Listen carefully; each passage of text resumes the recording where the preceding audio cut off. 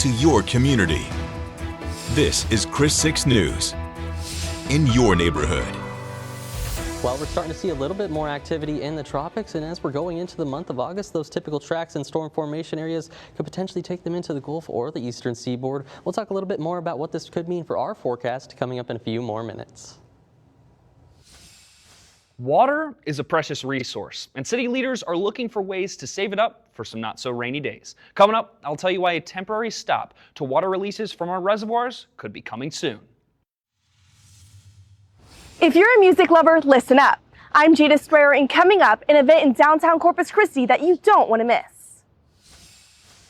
Well, good morning, everyone. You are watching Chris 6 Sunrise. As always, waking up with the Hoffmans. I'm Brian Hoffman. And I'm Michelle Hoffman. Folks, it is Thursday, so we are creating a list of events happening in your neighborhood. But first, we got to get through the day and check in with meteorologist Stephen Jones for a look at your forecast.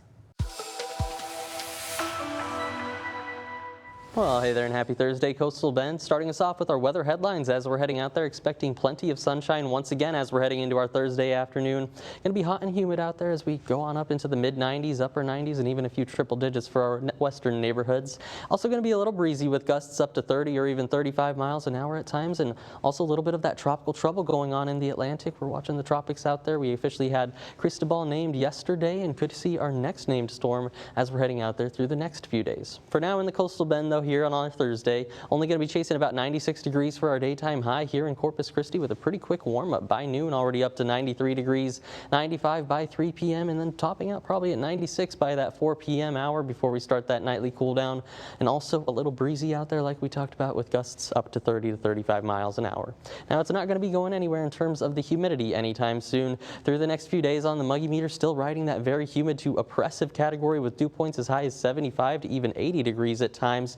We'll take a look at what this could mean for our rain chances in a few more minutes, though. Now let's get a look at some of those traffic headlines as you're heading out the door this morning. Keep in mind the school year is beginning once again, so you always want to reduce speed and yield the right of way to pedestrians as you're heading out there. Something else to keep in mind as we're heading out there, the northbound 181 commuters at the south interchange, that's going to be reduced to one main lane as we're heading out there. And also for people coming in from uptown there, we're going to be seeing one of those on-ramps closed as we're heading out there. So it's definitely something to keep in mind and expecting some of those slowdowns as we're heading out there today. But overall, shouldn't be too bad if you're just being a little extra cautious. Either way, hoping you have a great and safe Thursday morning commute. As Lake Corpus Christi crosses 90% of capacity, the focus now is keeping that water.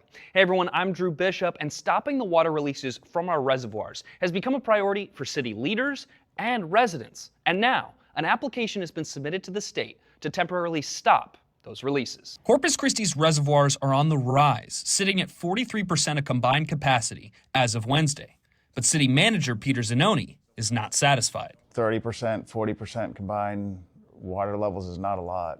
We should be 50, 60, 70 all the time. With Lake Corpus Christi above 90% of capacity, the next challenge is saving that water. So let's try to hold on to this water as long as we can. An agreed order with the state, first established in 2001, says Corpus Christi must release some water from our reservoirs once they're over 30% of combined capacity. Zanoni tells me his staff traveled to Austin on Tuesday to hand deliver an application to temporarily stop the releases. The application, also signed by Three Rivers and the Nueces River Authority, goes to the Texas Commission of Environmental Quality, also known as TCEQ. The executive director has the right to approve it, and then it would need to be ratified by the commission, by the TCEQ commission, the board of directors, and that could be in September. Zanoni adds that after years of not releasing water, in his opinion, the environmental impacts have been minimal, which is why local leaders are aiming to permanently stop the order. On the state, TCEQ actually has to lead the process to change the agreed order permanently. And while the city is sitting above 40% of combined capacity, which is the threshold to go into Stage 1 water restrictions, Zanoni says with dry months ahead, projections say a move to Stage 1 would not last long. Let's stay in Stage 2 because our models show that we're going to be at 40% in a couple of weeks anyway. Reporting for Chris 6 News, I'm Drew Bishop.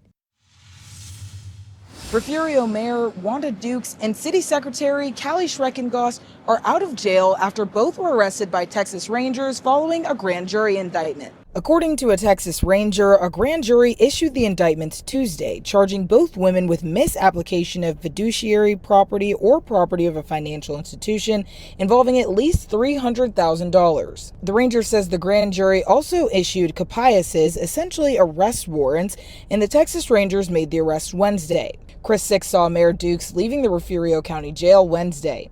We've been working to find out exactly what property or money is at the center of these charges. The arrests come months after questions were raised about Refugio Economic Development Corporation funds.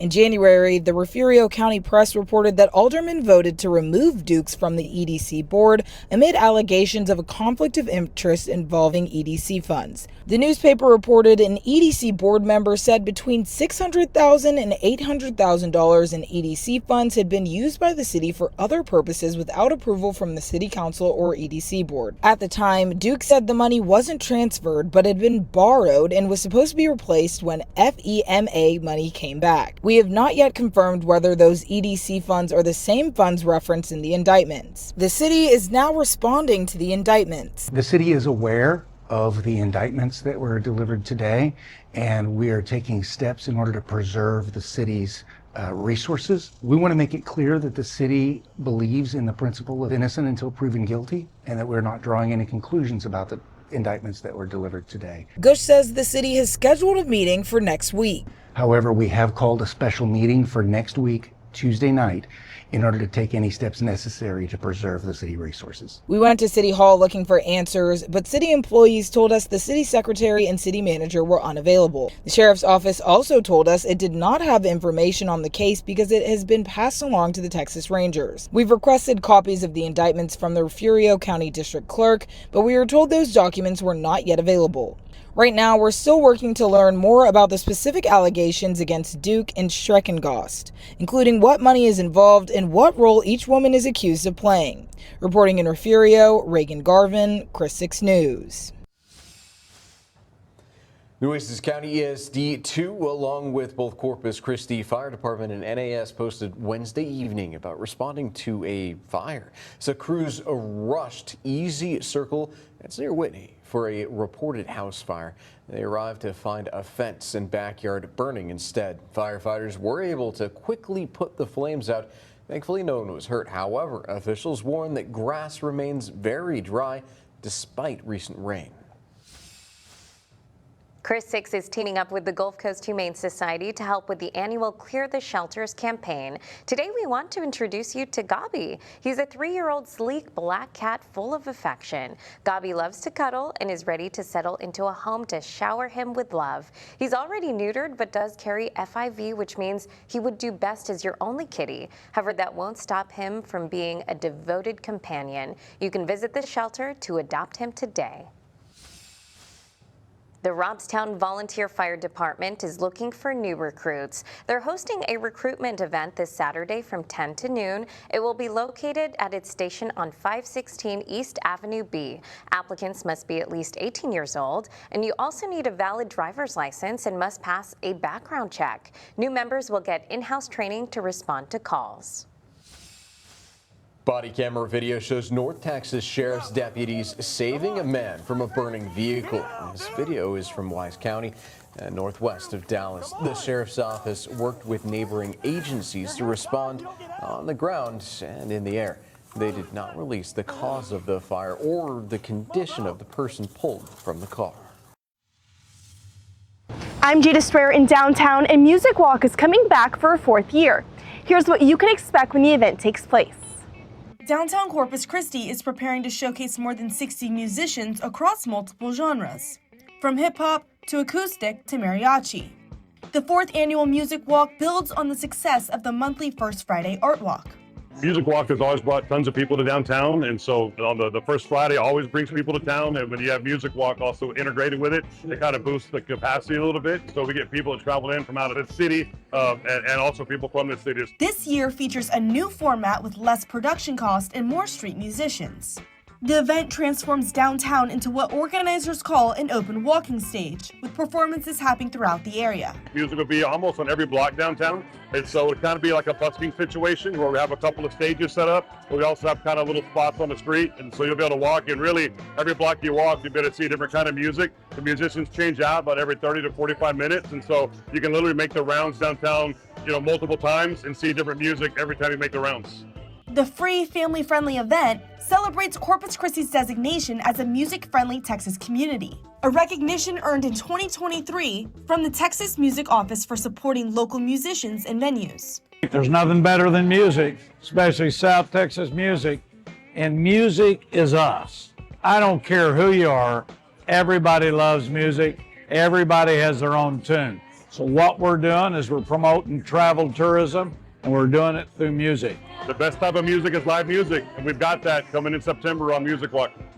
Come out September 4th, listen to live music, and watch downtown transform into an open walking stage. Reporting for Chris 6 News, I'm Jada Strayer. Toddlers everywhere are about to jam out. Miss Rachel is launching her debut album, joining forces with her husband Aaron to release Songs for Littles on YouTube. Miss Rachel is a global phenom dating back to 2019.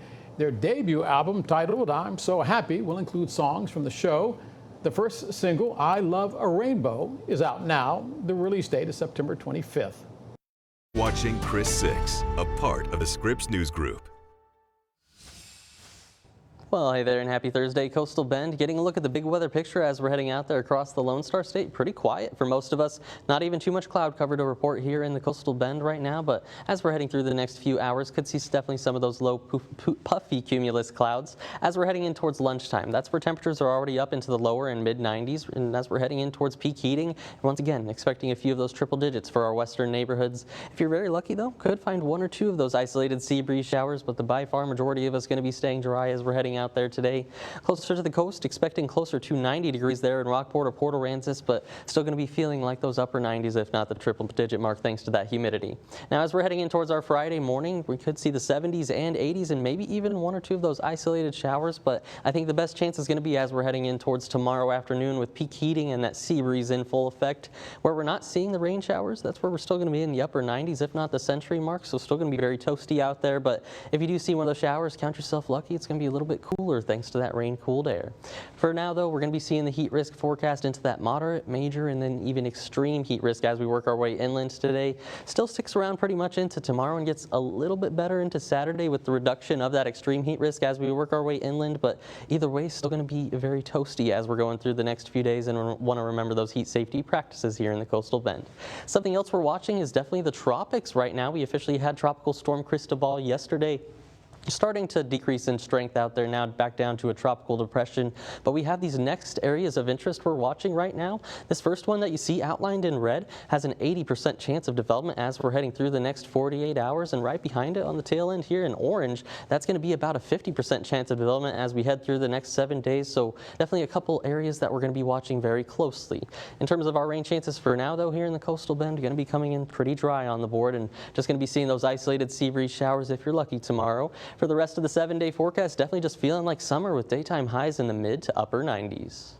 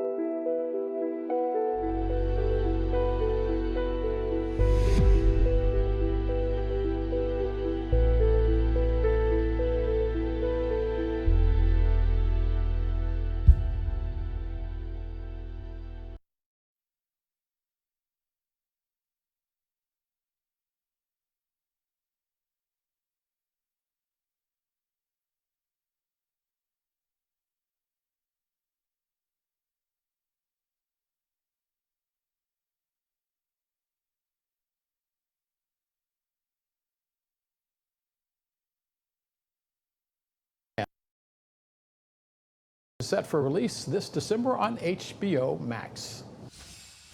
More and more kids are ending up in the emergency room because of e-bike and e-scooter crashes.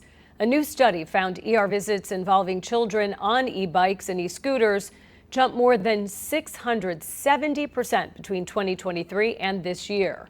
Head and neck injuries were some of the most common injuries reported. Safety advocates say many parents may not realize just how fast some of these bikes can go.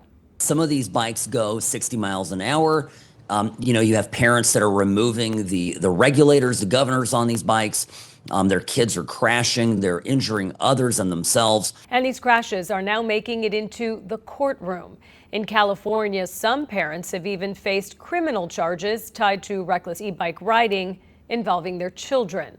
Getting prosecuted for child endangerment. We're going to see more of those cases too, where existing laws are used by prosecutors to hold particularly parents accountable. He says more states are looking at helmet requirements, speed restrictions, and tougher restrictions to prevent some of these dangerous crashes from happening. You are watching Chris 6, a part of the Scripps News Group. You want them to eat well-balanced meals, but sometimes...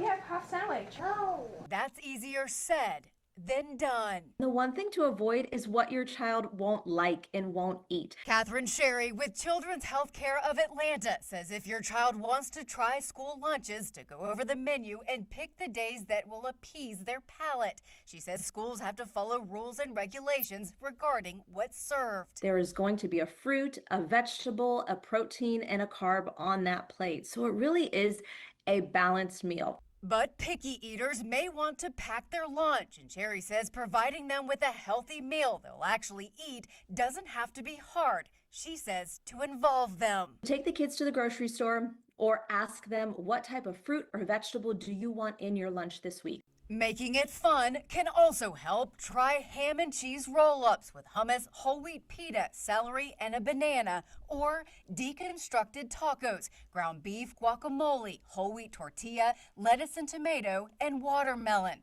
or meat dippers, cubed chicken with their favorite dip, trail mix, carrots, pineapple. You could also try homemade Lunchables, sliced turkey and cheese, alongside nut or seed butter, crackers, green beans, and some apple slices. Make it all healthier than store-bought brands. And Sherry says students should wash lunch down with water to avoid a sugar high or crash. That is going to be the best option to get them through the day, to keep their brains working, to not give them headaches. For Health Minute, I'm Mandy Gaither. Good morning, I'm Del Walters. Here's what's happening today. If you build it, he will come. The annual Field of Dreams game taking place on Thursday, not in heaven, but in Iowa. Philadelphia Phillies take on the Minnesota Twins. It's the first time MLB has held the event since 2022. 25 Baseball Hall of Famers will be there for the pregame ceremonies. Netflix will carry the game. First pitch, 7 p.m. Eastern Time. Madden NFL 27 releasing on Thursday. EA Sports puts the official release at 2 p.m. Eastern Time.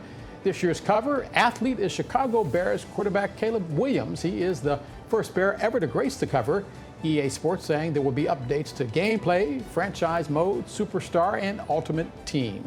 7 television legends will be inducted into the TV Academy Hall of Fame Thursday night. It is the 28th Hall of Fame ceremony. Inductees include actors Ted Danson and Gene Smart, South Park creators Trey Parker and Matt Stone. The event also marks the first Hall of Fame class since 2023. That's the last time the Academy held the ceremony. To your community.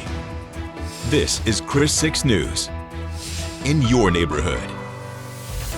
Good morning, everyone. Welcome to Chris 6 Sunrise. Thank you so much for waking up with the Hoffmans. I'm Michelle Hoffman. And I'm Brian Hoffman. You know, I always have the weekend in my sights. I know it's Thursday, though. We do have to check in on how the rest of the week is going to look with meteorologist Stephen Jones.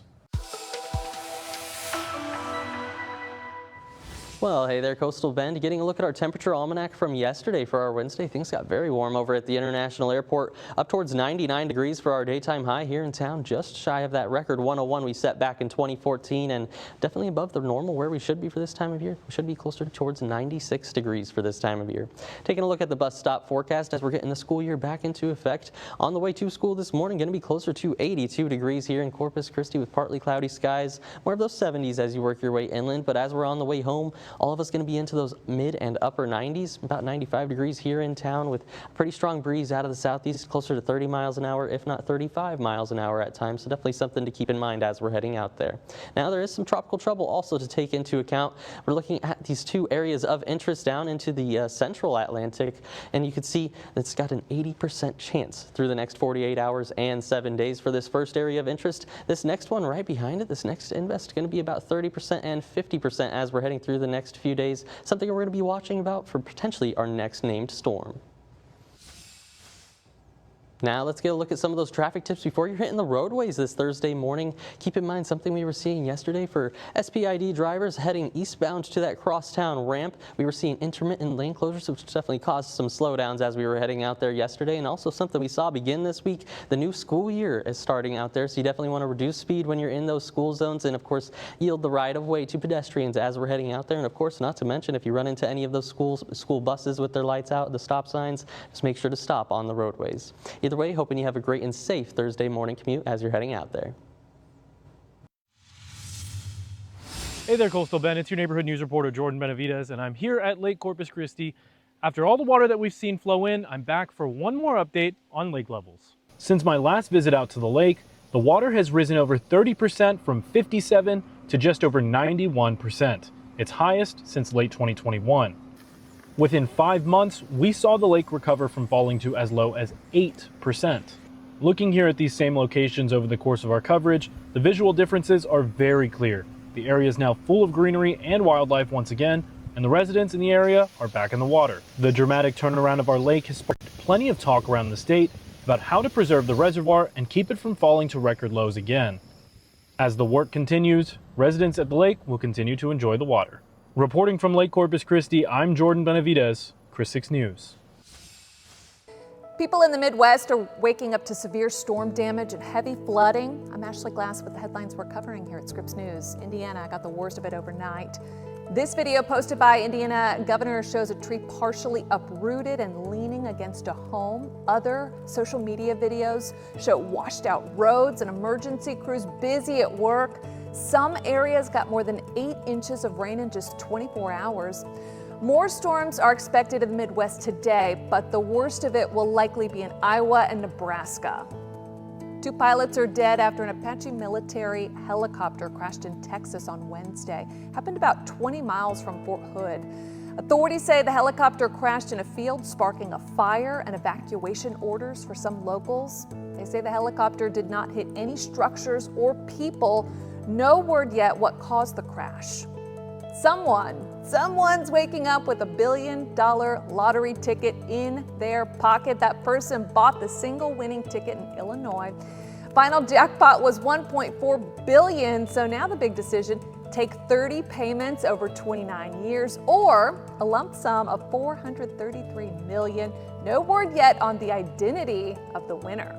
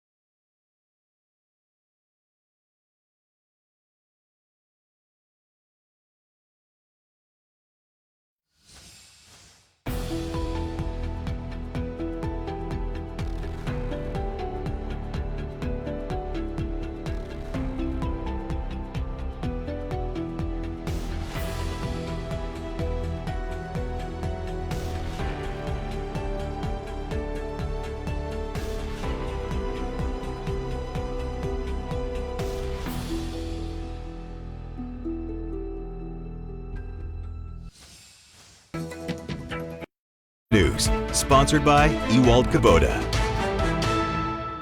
The first week of school is here, and some parents say late buses and long pickup lines are already causing problems. I'm Jada Jenkins with parents' concerns and CCISD's response.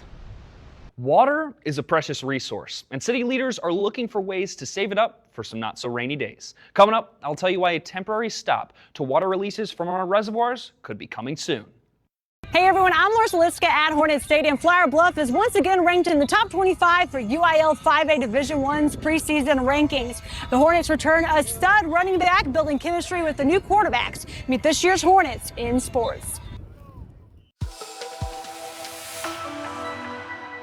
Well, hey there and happy Thursday, Coastal Bend. Getting a look at our Line of Buda Animal Services dog walking forecast. Today we've got Carson of the state as the star of the day. Thank you for sending Carson in right here from Nueces County. And as we're heading out there for Carson's walk, going to be on the warm up pretty quickly. Not too bad this morning, rounding out in those 80s. But as we're heading into the afternoon, already upwards of 94 degrees by 1 p.m. And then by 4 p.m. coming in at 95, if not 96 degrees with a pretty strong breeze out of the southeast, gusting up to 30 miles an hour at times.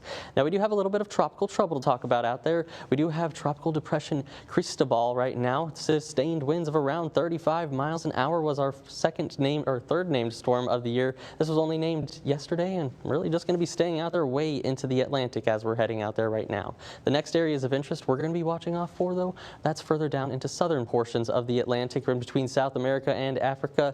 This first invest has about an 80% chance of development as we're heading through the next 2 days and also through the next 7 days. But right behind it, we're also going to be seeing this second invest area of interest. We're going to be watching about a 30% chance of development as we're heading through the next 48 hours, but as we're heading through the next 7 days, expected to move into more favorable waters. So something we're going to be watching as we're heading through the next couple of days, because especially in the month of August, this is where we typically see one of those tracks start to align. Here's where we typically see the formation of some of those storms, and sometimes the tracks they can take with that Bermuda high in place, just depending on it. We typically see some of them work into the Gulf, or if they go over Cuba and Hispaniola there, they could ride the eastern seaboard. So that's exactly what we're watching as we're going through the week ahead. For now, definitely not anything to worry about in the coastal bend. We'll keep you updated we'll update you if there are any updates to the forecast, of course. For now, on the 7-day forecast, plenty of summer weather to go around. Daytime highs still in those mid 90s, thinking about 96 degrees as we're heading out there today, tomorrow, and even for Saturday. Sunday up to 97 degrees. Keep in mind those feels like temperatures still going to be in the triple digits, with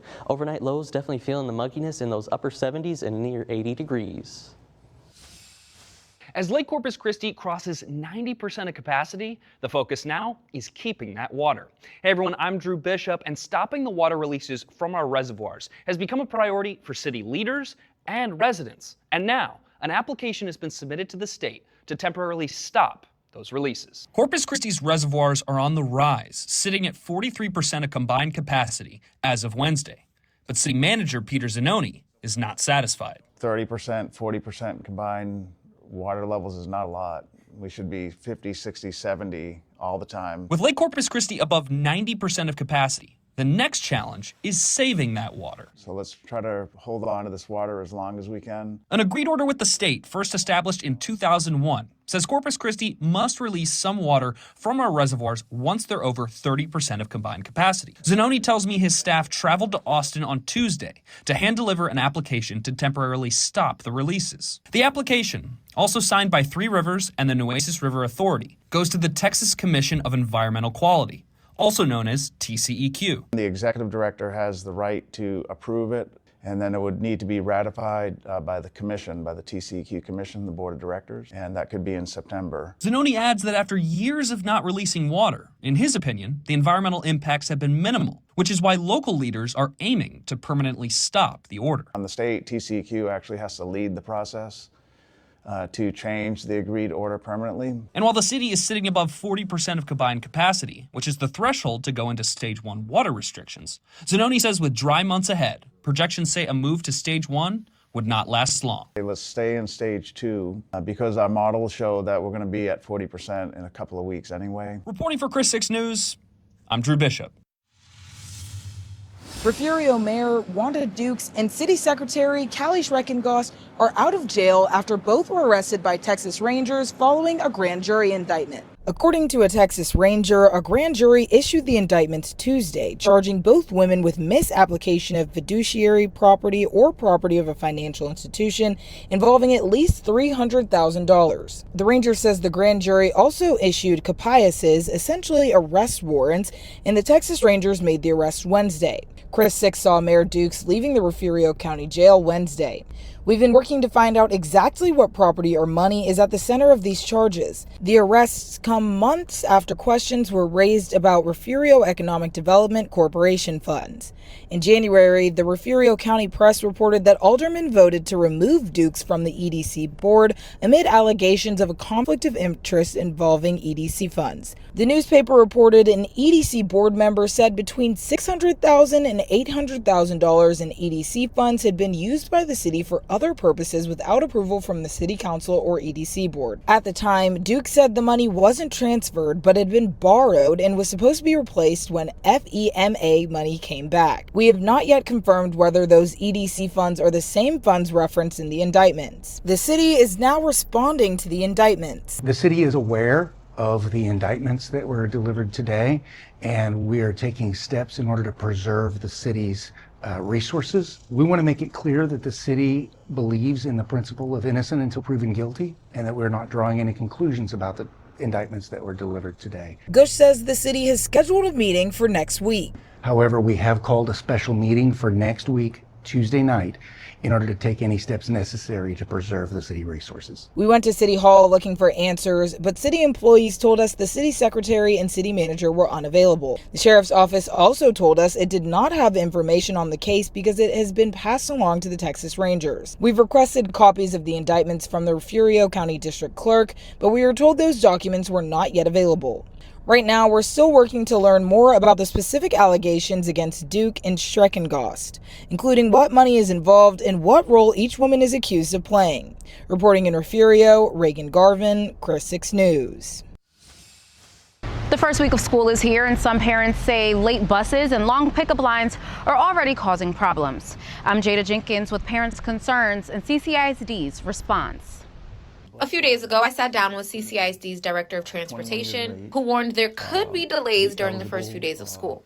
Now, school has officially started, and some parents say those delays are longer than they expected. The first couple of days are going to be hard. There's going to be transitions, but kids being 45 minutes to an hour and a half late to school, and then children not getting home until 5:30, like they're exhausted, they're starving. Latoya Rodriguez made this Facebook post asking other parents how the first day of school went for them. And the responses started pouring in. One mom says her son waited more than an hour for his bus after school before finally walking the rest of the way home. Another mother messaged me and says her daughter now needs to take the bus after being relocated from one of the middle schools that closed. But after the first day, she says she'll have to figure out other options to get her to school. Rodriguez owns Rose Soiree and says she feels for working parents who may not be as flexible. I can't imagine a mom that was late to work because of, the traffic and congestion around school drop-offs and pickups. And parents have been tagging CCISD in comments on Facebook, so I asked the district for an on-camera interview, and they sent me a statement instead. Saying delays are common as families and drivers get used to new routes and heavier traffic. And with parents continuing to message me, some say they're now considering carpooling or just picking their children up themselves. While Rodriguez says she'd like to see more help managing the congestion. People who are going into different neighborhoods, they don't know which way to drive, and it's just caused a lot of congestion for the drivers and for buses. Parents are saying they're hoping to see improvements soon, and CCISD is saying they're hoping to fill those school bus driver vacancies. In Corpus Christi, I'm Jada Jenkins with Chris 6 News. Well, school has just started for many students. School districts are now getting their report cards. That's right, Michelle. So school districts across the coastal bend releasing their 2026 accountability rating from the Texas Education Agency. So the top score, Santa Gertrudis with an A rating. Congrats there. Next on the list, Alice and Ricardo both scored a B rating, followed after by Aransas Pass receiving a C and Robstown receiving a D rating. Now, folks, these are just some of the school districts that have posted their ratings, but on August 14th at noon, the state will release all of the district ratings. The TEA looks for performance across 3 key areas. First, there's student achievement, things like the STAR test performance and graduation rates. They also look at academic growth and how schools are working to close achievement gaps among students based on race, ethnicity, and socioeconomic status. 500,000 school supplies now in the hands of children in need. In partnership with the Texas Yes Box of Dreams program, Thomas J. Henry handed out boxes filled with school supplies to students at Berlanga Elementary on Carroll Lane. Henry has been doing these school supply giveaways for nearly 10 years. He says seeing the look on children's faces when they get their box of supplies makes it all worth it.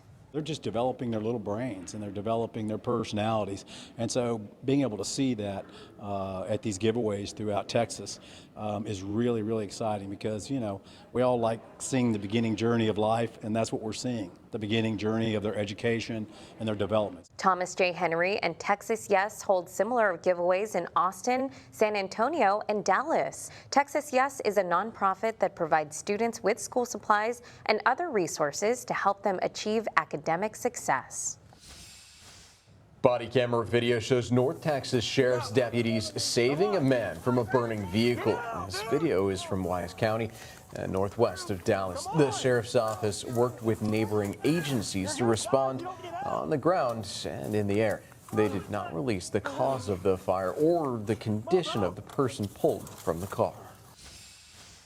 For years, economists have used the term K-shaped economy to describe what happened after the pandemic. Higher income families did well, while lower income families struggled.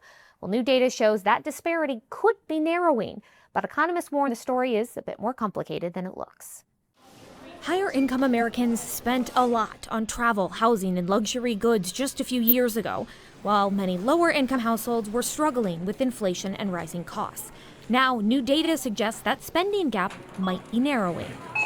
The difference between high and low income spending and high and low income wage growth is starting to converge, but ultimately higher income consumers are still driving the lion's share of consumer spending. But author and economist Rhonda Von Shea Sharp says the numbers may not tell the full story. So debit and credit purchases are lumped together, which means you can't tell when people are using their cash and when they're leveraging their credit. Sharp says many households may simply be relying heavily on credit cards or buy now, pay later services to maintain their spending level. But wealth inequality remains significant, even if wage growth looks similar. The difference between wealth accumulation at the upper and lower end is very stark. Economists say inflation is still a key concern, especially if wages don't keep up with rising prices. Increase in gas prices, food prices, and you don't know when your next raise is coming makes everybody nervous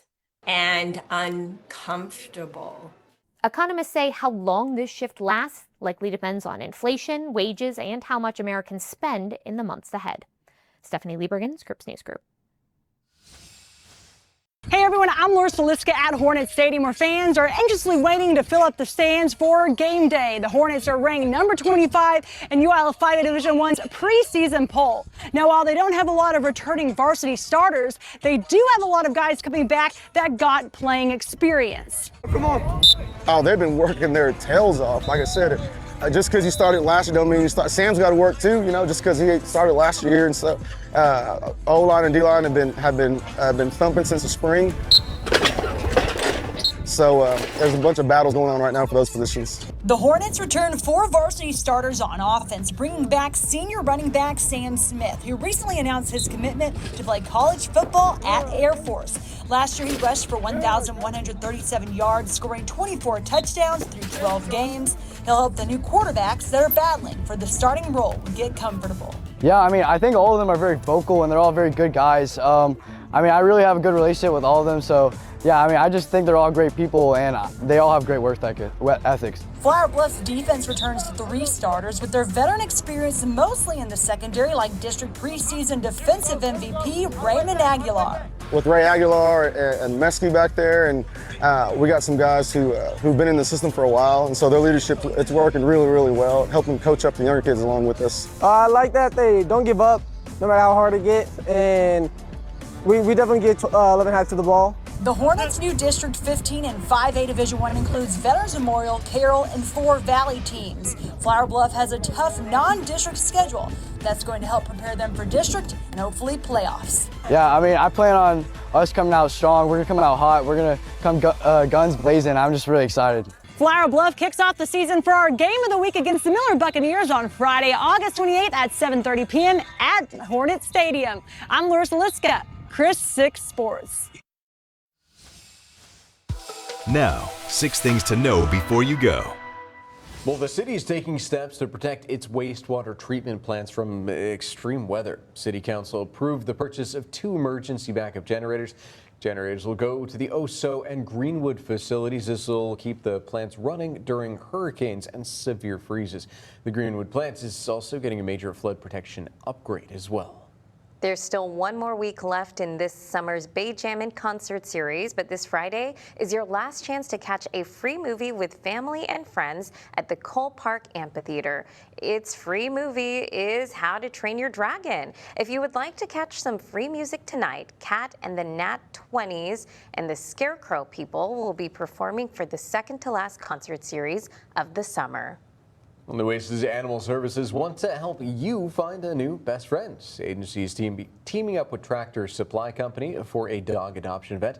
It happens this Saturday from 10 in the morning until 1 in the afternoon. You can meet adoptable doggos over at the Tractor Supply store in Robstown. Store's located on the IH-69 Access Road. A hair care company is recalling a mousse product because the cans could explode. The recall involves certain batches of Schwarzkopf Professional Osis Grip Extra Strong Mousse. A packaging problem can cause the aerosol cans to leak and burst, and the company says 1 person bruised their hand. You can call the company for more information on the affected batches. Someone in Illinois waking up a whole lot richer. A single ticket matched all numbers in Wednesday night's Powerball drawing. Jackpot is worth more than $1 billion. It is the 8th largest prize in the history of the game. The winner can choose a lump sum of about $450 million or yearly disbursements. The jackpot now resets to $20 million for the next drawing. Check your freezers, folks, if you recently bought imported beef. A Florida company is recalling nearly 30,000 pounds of raw beef from Argentina. Officials say the meat came into the country without proper inspection. Corte Argentino USA sent the beef to stores in Texas and Florida. The recall includes cuts like top sirloin and eye round. Look for use or freeze by dates between September 15th and September 20th. Well, hey there, Coastal Bend. Getting a look at our forecast as we're heading into our Thursday. Going to be pretty warm out there this afternoon with temperatures upwards of 95, if not 96 degrees for the daytime high, and also a little breezy out there with gusts pushing 30 miles an hour at times. That's pretty true as we're going through the next few days. If you're lucky, could see 1 or 2 isolated sea breeze showers tomorrow, but other than that, in terms of rain chances on the 7-day forecast, coming in pretty dry for now and just pretty warm with daytime highs in those mid to upper 90s. Either way, we're hoping you have a great Thursday as you're heading out there, and make sure to remember those heat safety practices.